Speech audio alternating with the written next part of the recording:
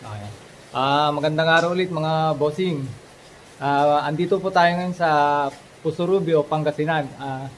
Ipapakita lang namin sa inyo yung project na natapos namin. Ano lang po ito eh.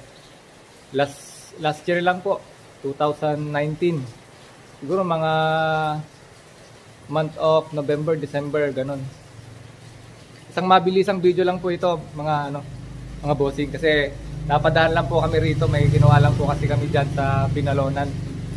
Napadaan lang kami dito para makita po yung ulit namin yung design.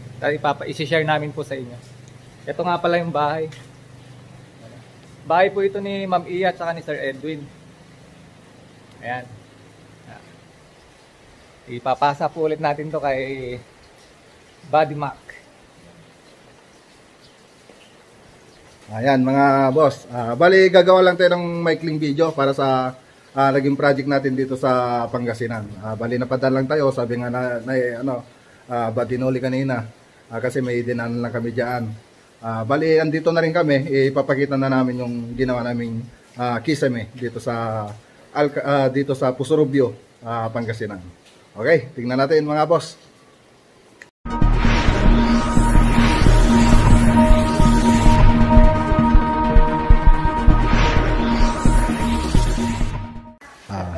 Bali ito yung labas ng bahay mga boss.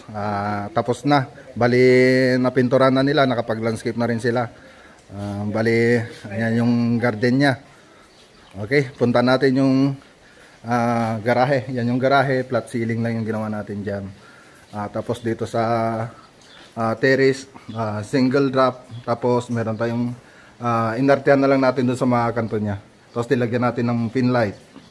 Yan, tapos dito sa kabila, dito sa entrada, single drop din yung ginawa nating ceiling. Tapos yung pinintura nila dyan, puro semi-gloss. Pati yung semi-gloss yung ceiling, tapos yung cornisa, semi-gloss din. Okay, punta tayo sa salas. Sa salas naman, ang ginawa naman natin dito, double cube light. Kaya double cube light mga boss, kasi dito sa may pader, may cube light yan. Tapos dito sa gitna, cube light din. Tapos ito yung cornisa natin, yung ceiling roof natin na tayo rin gumagawa. May pagawan tayo dito sa bahay. Tapos ito yung cornisa natin na nilagay dyan. Bali yung napila nilang cornisa dito mga boss, yung model namin na MC. MC yung tawag dyan na model. Yan, yung sa wall nya. Bali ang kulang na lang dito boss, yung cube light dito sa gitna. May cube light yan dapat. Hindi sila nakabili. Tapos punta tayo dito sa may dining. Tapos dito sa may pader pala mga boss, nilagyan namin tatlong drop pala, lalagyan ng pin light. Tapos meron tayong accent wall dyan, lagay ng frame. Okay. Tapos dito sa dining, ang ginawa natin dito, cube light.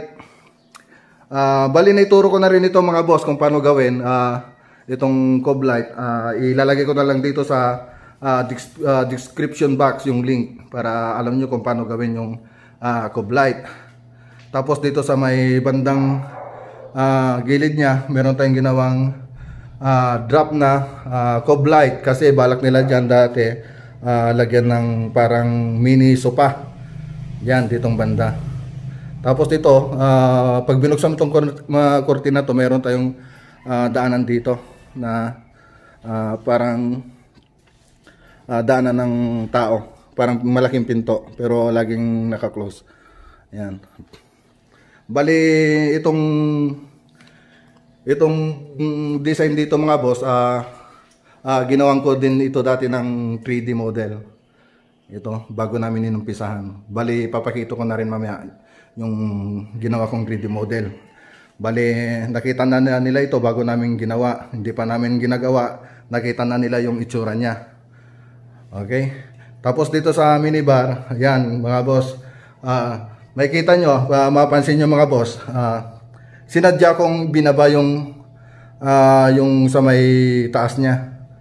Kasi pag gumawa tayo ng minibar, mas maganda kung medyo mababa yung shadow niya dito sa taas. Kasi pangit yan kung ilagay mo sa taas.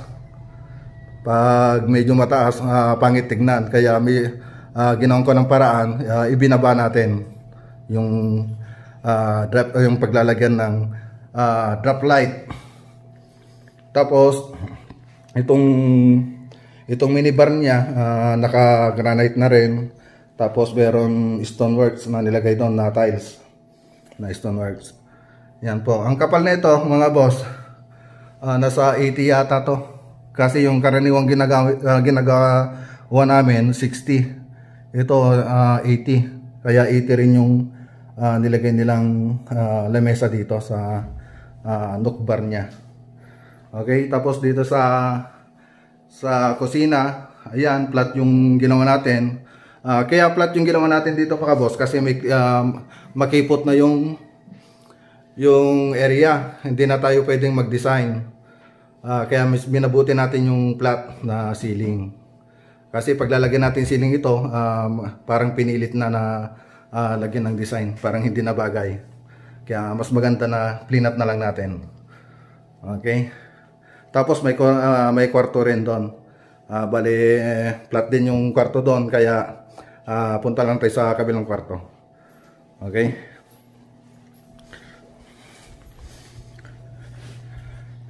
Yan mga boss. Bali, ito yung master bedroom. Ito yung kwarto ni Ma'am Manangiya. Ayan. Bali, coblet din dito mga boss.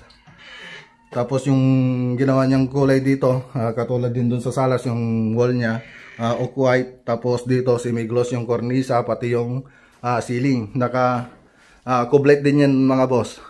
Bali, wala pa, hindi pa nikabit. Tapos ito yung CR nila. Yan, papasilip ko na rin yung CR nila. Bali, yan boss, iba na yung gumawa. Yung mga taga rito na yung gumawa ng CR nila, nag-install. Bali, ceiling lang yung naging project namin dito mga boss. Kasi yung asawa ni Manangiya, may rami rin siyang kamag-anak na kontraktor. Kaya sila na rin yung gumawa dito mga boss. Tapos dito yung isang kwarto. Coblet din. Tapos ginawa niya dito sa wall, pininturan niya ng blue-green. Yan. Tapos dito sa CR. May CR siya, may common silang CR. Yan. Ganyan, naka-tiles na rin hanggang sa taas. Yan. Tapos merong paliguan doon, dito yung palikuran nila. Okay. Tapos dito sa isang kwarto, May tao yata. ayun, may tao yata. Katukin mo nga.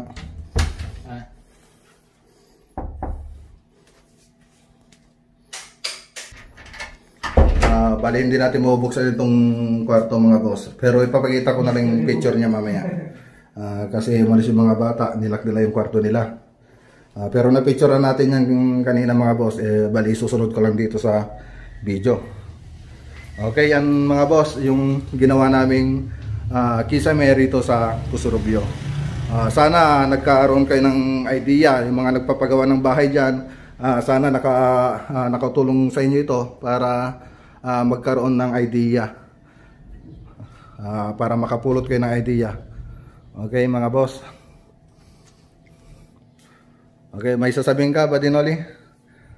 Salamat mga bossing. Sana may naitulong itong video na ito sa inyo para magkaroon po kayo ng konting knowledge. Yung mga gustong magpakisame dyan, gusto nyo pong gayahin yung mga design na ganito, okay na okay po. Saka salamat po kay Ate Iya. Ayan, salamat kay Kuya Edwin po. Shout out kay Kuya Edwin. Bali, pinsan ni Ate Iya, si Badinoli mga bossing. Yan, maraming salamat kay Manangiya. Pinahintulutan tayong silipin itong loob ng bahay niya. Yan. Okay mga boss, hanggang dito na lang yung video natin. Maraming salamat sa inyo at magandang araw po sa inyong lahat. God bless. Ayan mga boss. Bali, shoutout muna tayo mga boss. Bali, shoutout kay Joey Cablaw from Riyadh. Ingat po kayo dyan sir, lagi. At kay Mario C. Miguel from Kalumpit, Bulacan. At ganon din kay Allen Speak TV, Tabuk, from Tabuk, Saudi Arabia. Ingat po kayo dyan, sir. At kay Edgar Dumdum from Dubai. At ganun din kay Naomi and Cristel ng hashtag Team Bayot. At shoutout din kay Alfredo Biares Jr. ng Greyhound Security ng Hacienda Luisita. Yan, sir. Ingat po kayo lagi. Lalo na sa mga security guard dyan, ingat po kayo lagi sa trabaho ninyo. Okay, mga boss. Bali, paki-share na lang po tong video namin, mga boss, para makatulong po tayo sa iba at makatulong na rin po kayo sa amin sa tulad na po namin na nagsisimula pa lamang. Okay, mga boss. Hanggang dito na lang po yung video natin, mga boss. Magandang araw po sa inyong lahat at mag-ingat po kayo lagi. God bless.